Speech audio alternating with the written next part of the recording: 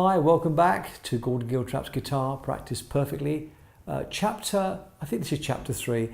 This is where I'm going to show you how to utilize octave dividers in your pedal board. They're great effects, but you have to be very careful how you use them. If you remember right, I brought this line in.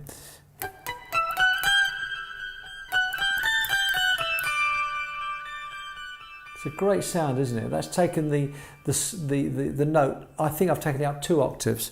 You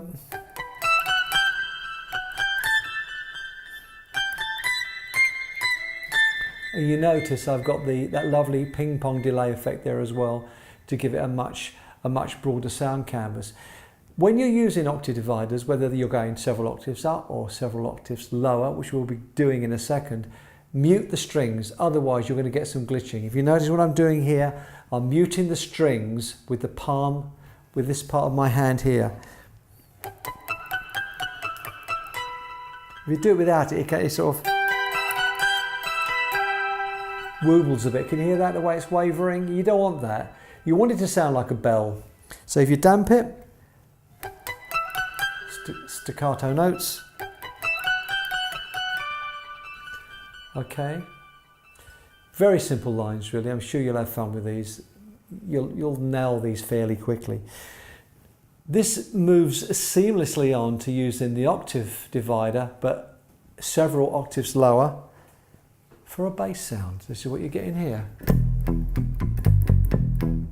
Again, I'm damping the string because otherwise it starts moving around. You get this.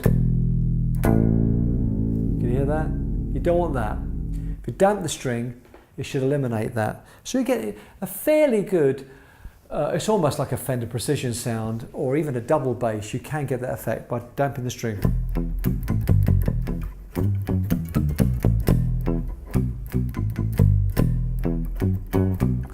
I always try to avoid complicated bass lines. To me, I like bass players, not bass guitarists. I like a bass player to do his job, and that is to hold down the bottom end, specifically when you're working with a rhythm section. A nice solid bass, that is a foundation for everything that we're working on.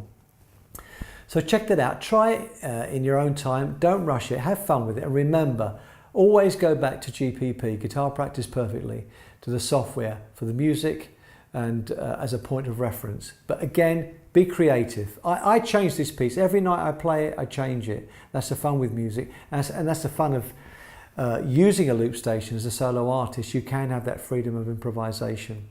Sometimes it's disastrous, sometimes it goes wrong, but that doesn't matter. At least you're experimenting and having fun with it. See you in a bit.